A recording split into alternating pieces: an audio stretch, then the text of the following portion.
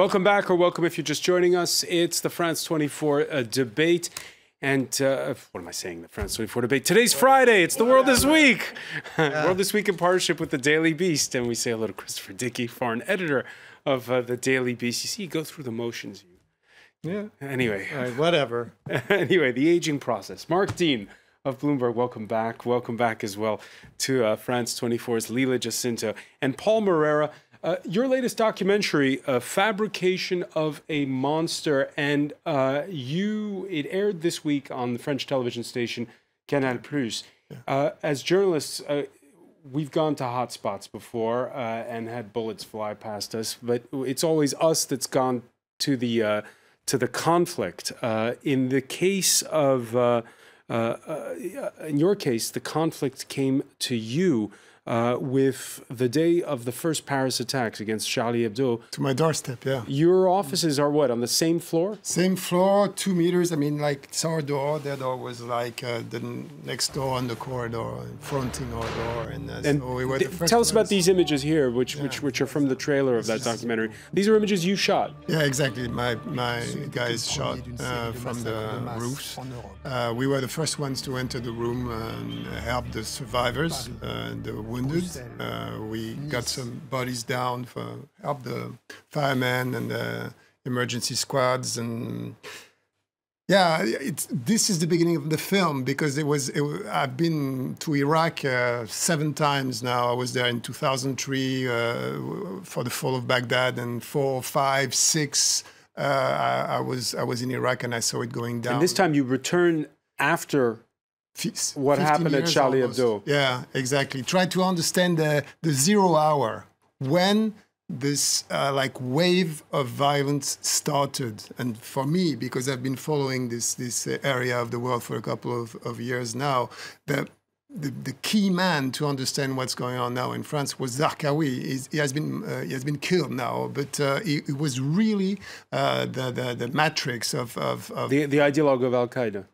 Of Daesh, really. Even though he didn't create Daesh, his number 2 created Daesh after he was executed. But really, this like show of violence using the internet, showing, shocking the people, and beheadings, and specifically the fight against the Shias, because basically Daesh grew from confessional war, strife in Iraq, war between Shias and Sunnis.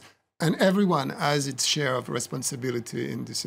Was it hard writing in the first person singular, talking about yourself? Because we're not used to really doing that. No, but actually it was an idea that was given to me by Diego Buñuel from Canal+. He said, you know, you've been going there for so many years now, you should like go back to the root of the thing. And I found old friend, Abdourazak Batouta, who was a fighter for the Mahdi army as a Shia fighter, who was seen as a terrorist. I mean, he was fighting the Americans in 2004. So objectively, he was a fighter. And now he's fighting with the government against Daesh. So for me, it was a good way to finding an old friend and having him telling me, you know, what happened to his country. So this helped you gain a deeper understanding of what led to what's happened in this country. And the impact on the Iraqis. Have the French presidential election candidates understood what's happened? I'm not sure they're really interested in that. You know, I remember in the last election, Bourdin from RMC, who is an interviewer like you, he asked Nicolas Sarkozy if Al-Qaeda was Sunni or Shia, and he couldn't answer. He didn't know. He was the Minister of Interior. It was his job. We were at war with them. And so I'm not sure there's a deep understanding of what's going on in the Middle East among the French political scene. So no lessons, Christopher Dickey, have been learned since the first Paris attacks? Well, I think you're asking about a couple of different things. One is, do people really understand what's going on the ground in Iraq and Syria? And I think the understanding of that is really very thin and very superficial. Does that mean that they have no idea what's going on here in France? I think that's a little bit of a different issue. I haven't seen your documentary. I'm dying to see it. I'm sure it's terrific. But you're right that the anger, the mobilization of hatred that Zarqawi tapped into and that we've seen coming out of Iraq is a powerful force. But then again, the people who actually carry out terrorist activities here in France and in Europe tend to be the same kind of profiles again and again. Low-life, petty criminals who are recruited often at the last minute by these organizations. So, you know, I think you need to know about what happened in Iraq. You need to know about what's happening in Iraq and in Syria. But at the same time, you also have to have a lot of lines out here on the ground. Okay, so tap into the networks that exist. So there's a misunderstanding all around of how it all works when it comes to these jihadist networks. Perhaps a misunderstanding in this campaign as well of the role of Russia. Now, Christopher Dickey, you did something unusual this week. You interviewed the IT guy for candidate Emmanuel Macron. Yes. Yes, and he said, you know, look, we can't prove that Russia has been hacking the campaign, but we can tell you exactly what has been going on, and we can identify that with groups that have been identified with Russia. And it's not just his work, it's also another group called Trend Micro, based in Japan, has come up with the same results. There's a lot of these results. They all point to, you can either call it Pawn Storm, there are a lot of different names. I think the best name is Fancy Bear, everybody likes that name. And the way they go phishing, the way they get involved in the email of a campaign, the email of a defense ministry, the email of different organizations, it's very similar patterns done very similar ways and very, very sophisticated, but not so sophisticated that you can't understand it. A lot of it is just spear phishing. Some of it might. And you can, and your article shows you can counterattack. And that, and also that, but I mean, I finished your article and I thought, wow, the Democrats were very amateurish. Well, the Democrats were very amateurish, and they were really stupid, absolutely stupid. Mark Dean, the role of Russia, we're not really talking about it much anymore in this runoff campaign. Look, this the role of Russia is never going to be a grand public, a mass market discussion, but it's still out there. It's been in this campaign, and it's come up several times. It's come up against François Fillon. Emmanuel Macron brings it up, but I think it's a little bit above the heads of the broad mass of voters, not because they're not interested, but because they have other things on their mind. Well, I think I was talking to some French friends last night, and they said, you know, the French love Russia. They love Russians. They don't love Putin. I think the issue here, if I were Macron, the thing I would play up is the Putin connection, not the Russian connection. Putin is not. That is what Macron does a lot. He brings up, what he constantly says is, unlike some of the candidates in this at the time, referring to Fillon and Le Pen, you know, I have no hero worship. Le Pen, who was received at the Kremlin by Putin. Right. It was like. And we spoke to a person from Trend Micro, and you know, he said that the Macron team, the campaign, the IT guys' reluctance to actually point a finger at the Kremlin was just, they're just playing it safely because they're in campaign mode. But they have kicked Russian media out of the pool. But that's because of a slightly different issue. That's not just because of the hacking. That's because Sputnik and RT. Were seen by the Macron people as putting out a lot of fake news, a lot of completely spurious stories. But I don't remind of any material evidence that the Russians really hacked into the Macron emails. No. I mean, believe me, they can cite you chapter and verse and give you the screenshots and everything else, and which they do have it. Yeah, and where it's coming from. It tends to come from Ukraine. They know where it's coming from. I mean, that's all very clear. That's not a problem. You know, the part of the confusion is that the U.S. government, you would say, oh, it's kind of a vague kind of investigation, but in fact, the U.S. government is completely clear now. The Russians hacked the DNC. They hacked Podesta's emails, the chairman of the DNC. They did all that. That's not a question anymore. That hasn't been a question since October. The question for the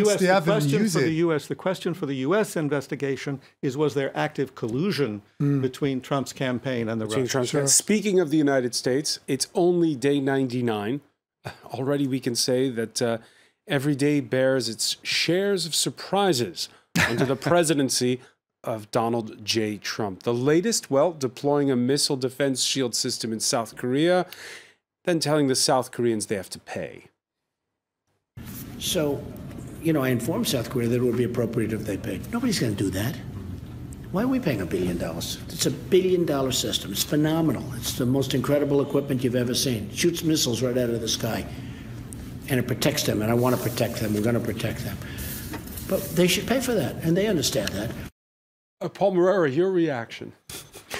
Well, it's true that in France, Mr. Trump has been the subject of repeated humorous strokes, because the chocolate cake was a good one too. You know, I was eating a chocolate cake before the general said, "Shall we use the bombs?" And say, "Yeah, bomb Iraq," and then the journalists say, "No, but it's Syria," no? And oh yeah, Syria. So we have the feeling of seeing a non-ending Monty Python film. Every time we have Trump in. By the way, in an interview with the Reuters news agency, Trump reflected on being president. Take a listen.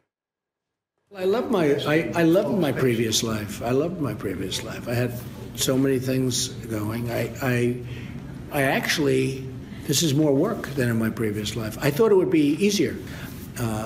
And while I had very little privacy in my old life, because, you know, I've been famous for a long time, this is much less privacy than I've ever seen before. Yeah, I mean, I was able to go out to restaurants, and even though people knew who I was. Lila Jacinto. How do journalists keep a straight face when they get these? They don't. Have they just gone? Has this become the new normal, and it just seems so absurd to us? I wish he stayed with his previous life. If he liked it so much, we would all have been better off. Martine, this is the new normal? We're sort of used to the Trump tweets and the jokes and the... I think it is. And I mean, talk about that Korean thing just for a minute. Sounds perfectly sensible. Why should the U.S. pay to protect South Korea? But of course, there are a lot of reasons. And, you know, since 1945, the U.S. has invested a lot of time and money and energy in protecting the free world. And I think the United States gets something out of that. Now, you can write, there are books about this. You know, are people willing to read them? Are people willing to sort of just intuitively take that bet anymore that there's something worth doing that isn't an obvious material return? That's the whole question that we're dealing with now. How will the next 100 days go? I think it'll be from bad to worse. It'll be from bad to worse, or is there a learning curve and now he's... No, I mean, there's a little bit of a learning curve, but here's the problem with Trump. On the one hand, you could say there's a sort of a madman theory going on here. People don't know what he's going to do. That puts the North Koreans, for instance, or the Iranians on edge. That makes them nervous. It's not... Obama seemed very predictable to them, and they sort of learned how to read him. And the whole argument of Trump's people is, and especially even the wise men, the axis of adults around him, is that made the United States more vulnerable because it made it too predictable and too cerebral. And this is a better thing. Okay, fine. The problem is Donald Trump working on a madman theory, or is he in fact a madman? And it's a little bit hard to tell. He's incredibly indiscreet, and he's always talking to his base. I can guarantee you that the 30% of the population that loves Donald Trump, and they do love him, they listen to these things that we're laughing at, and they go, oh, yeah, make Korea pay. Why wouldn't we? We're protecting Korea. It isn't the idea that we're protecting the United States. The fact is we're not about to get into a confrontation with Korea because of South Korea. We're doing it because they're about to build missiles that could hit America. That's why we're doing it. The other point is, if the Russians did invest anything into Trump's victory, I think they should ask for their money back, because he's basically doing exactly the opposite of what they could be expecting. You know, he bombed. Well, and they've said that, and they've said that many times already. I mean, wow, he betrayed us. But like, even if you look at North Korea and how he's conducting his foreign policy, you know, so he went after China, which personally was, okay, we're having this conversation, you know, every time Beijing is used as the only solution for North Korea, and he pushed China on it, you know, because China does not want to see a change in the status quo. But now he's reversing on that as well. Now, you know, suddenly China's the good guy. He and Xi are great friends. Yes, of course, really they had chocolate cake together. So I mean, these reversals are so swift. I am not sure it's ultimately that. You know, I mean, he does put some issues up. But no, I mean, it's totally dangerous to have, Kim Jong-un on the one hand and Trump, completely changing his track. It is very alarming. All right. And it's not just, by the way, in the Far East. After bashing Mexico this week, Trump turned on Canada, threatening tariffs on lumber and dairy, then floating talk of first scrapping, then renegotiating NAFTA, the North American Free Trade Agreement. Now, the Prime Minister of Canada at first answering in kind, but by Thursday you kind of had the sense that Justin Trudeau was trying to adjust to the new normal. A disruption like canceling NAFTA, even if it theoretically eventually might lead to better outcomes, would cause a lot of short and medium-term pain. Right, so perhaps it could be good in the long run, but watch out for the short term. This is the part in the show where we turn to the Canadian in the room. Mark Dean, what do Canadians think? I don't know what Canadians think, but I mean, I think Canadians think the same thing as everyone else. But but it's alarming because here you have two countries that are friendly and more than friendly. For the most part, speak the same language and almost share a culture. And if they're fighting over the very basic things that govern their relationship, it's a worry. And what's more worrying is that Donald Trump was able to throw this out there and then 2 days later say, well, it's not going to happen. The one good thing that happened was that Canada and Mexico got together and, there was a rollback as usual. But it's basically just the art of the deal. You stake out a very extreme position and then you dial it back and you say, okay, I mean, it's tax policy. Is he going to get the corporate rate down to 15%? No, but he'll be satisfied if he gets it down to 20% and everybody will applaud. It's the same thing with Canada. And I'm a little bit surprised that Justin Trudeau didn't sort of say, oh, come on. We understand perfectly well the game that he's playing here and we'll come to a reasonable solution. Maybe that would have been the right response, but I think long term it's damaging. It keeps us entertained, and we're talking about the first 100 days here. It keeps everyone entertained, but it does chip away at the underlying consensus and thinking which we all rely on to get on. 1988 election, free trade election in Canada was very hard fought, and it was not easy in Canada to get that through. I mean, you tear up this deal, you won't be able to just sort of create another one in 10 years' time. All right, we talked in this show about the polarization here in France, the polarization in the United States. Bridging divides is what Pope Francis' visit to Egypt is about, making the first visit there by a sovereign pontiff in 17 years, sitting down with the Grand Imam of Cairo's Al-Azhar Institute, the highest place of learning and theology in Sunni Islam. The Pope maintaining his visit despite the recent Palm Sunday suicide attacks that killed 45 Coptic Christians in the nation that's home to the Arab world's largest Christian community. There can be no peace without proper teaching for the young generations. It is through education that man can transcend himself. Education can enable man to go beyond his own condition. Knowledge enables one to reject closing oneself to one's surroundings. It is humble, but also critical. And the blowback against extreme views, how do you go about it? Your thoughts on this visit by the Pope? Well, I know a little bit Egypt and the Muslim fundamentalist world, and a lot of dangerous people have come out of Al-Azhar University, which is a Muslim university. It's a huge university. And of course, a lot of moderate people have come out of it also. But the general perception for a huge amount of people who are interested in the topic is that Al-Azhar is dangerous. So, which is not, because it's really a minority that went into radical Islamism. And the fact that the Pope goes there and has an embrace, and a very spectacular embrace with the rector of the university, I think is a very symbolic gesture of linking the Muslim community with the Christian community. And it's very strong image. Christopher Dickey? I just want to see him get out of there alive. Frankly, no, seriously. I'm quite serious. Listen, it's a very dangerous environment. But more to the point, I think he'll get out of there alive. But I think there's a real chance that using the fact that he's there Al-Qaeda in the Sinai will do its best to carry out some So he shouldn't have gone? terrorist act. No, I'm just saying I'd like to see everybody live through this visit. I mean, what you're saying is true. To be the grand imam of Al-Azhar, on the one hand, Sisi and the pro-government media have been attacking him for not being strong enough against radical Islam, but he routinely denounces the tactics of Daesh and Islamic State. So he has an extremely precarious position. You know, he in no way condones you know, jihadist Islam. So.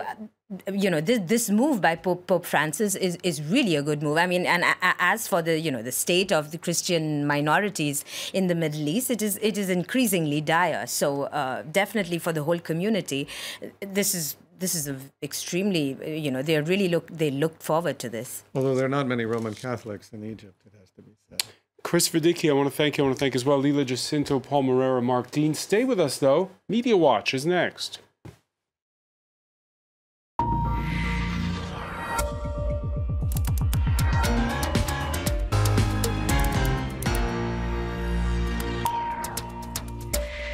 We say hello to Emma James. Hi there. We've been saying how the big argument is, and by the way, it's not just on the left, it's also on the right, for all those who did not vote for either of Emmanuel Macron or Marine Le Pen in the French presidential election first round, is do you stay home or do you vote for Mr. Macron, which is what the big blocs have called for? Absolutely, and it really has all the makings of possibly a made-for-TV movie, I think, this one. I'm not sure if it's going to be suspense or horror. Not good enough for Hollywood. But we could call it The Abstentionists. The Abstentionists, and at the heart of it all is Jean-Luc Mélenchon, here portrayed saying, don't ask me to choose a programme. And you've got Marine Le Pen and Emmanuel Macron arguing over a Whirlpool washing machine, obviously a nod to that visit to Amiens earlier this week. But Jean-Luc Mélenchon has really been cast in the role of kingmaker, and it's not a role that he seems to want. Of course, at the head of his programme, La France Insoumise, Rebellious France, Unsubmissive France, whatever you want to call it, earlier today he finally posted his long-awaited and very lengthy video talking about his voting intentions. 35 minutes. 35 minutes, and it took a long time to get going. It was 20 minutes before we found out that he's not going to tell us who he's voting for. But what I found particularly interesting is this is a guy who is really enjoying the spotlight. Take a look at how this broadcast started. Bonjour. Hello, welcome to the 26th episode of Review of the Week. 320,000 of you have subscribed to this channel. You are my freedom, the way for me to express myself without being interrupted every 2 seconds, to develop a way of thinking of more than 140 characters, with reason behind it. Let's go, roll the titles. So the anti-Trump tweet is what he said.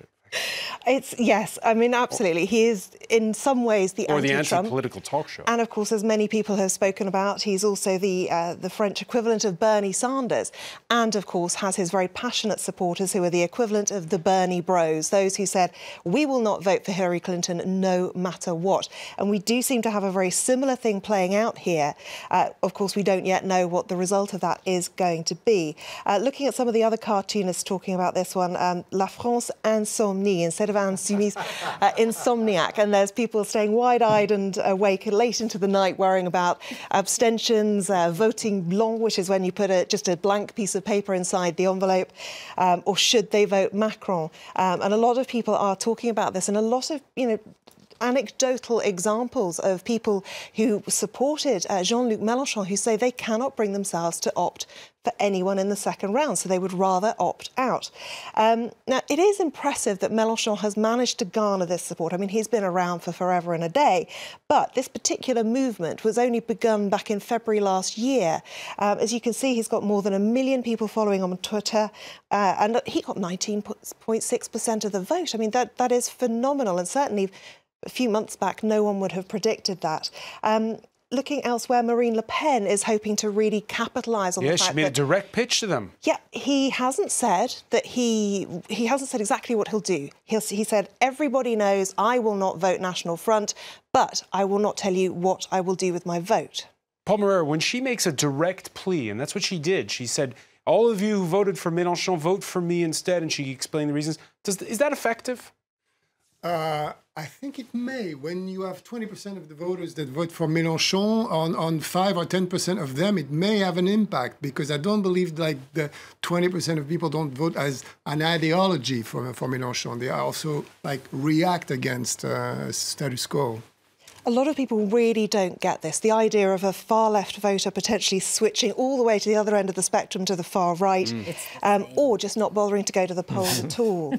And it is interesting when you look at this. Emma Kate Simons has brought up the fact that 15 years ago, anti-Le Pen protests brought out 1 million people onto the streets on May Day. And that, of course, was in 2002 when Jean-Marie Le Pen made it into the second round. Then we had this mythical Republican front. 80% of votes went to Jacques Chirac, because France mobilised against the National Front. It's just not happening this time around. And this person says, I fear that the Mélenchonists basically want their man or chaos. And he's illustrating that fact with a tweet from somebody else that says, I prefer civil war, monstrous chaos, an electric shock so that people will open their eyes. Otherwise, nothing will ever change. That's one of the reasons of the vote for the National Front, the apocalyptic option. People who really want the nihilist vote is what you're saying. Exactly. So it's Daesh, Christian Daesh. Republican Daesh. We're going to leave it there. I want to thank you, Emma James. I want to thank our panel once again. Thank you for joining us here in The World This Week.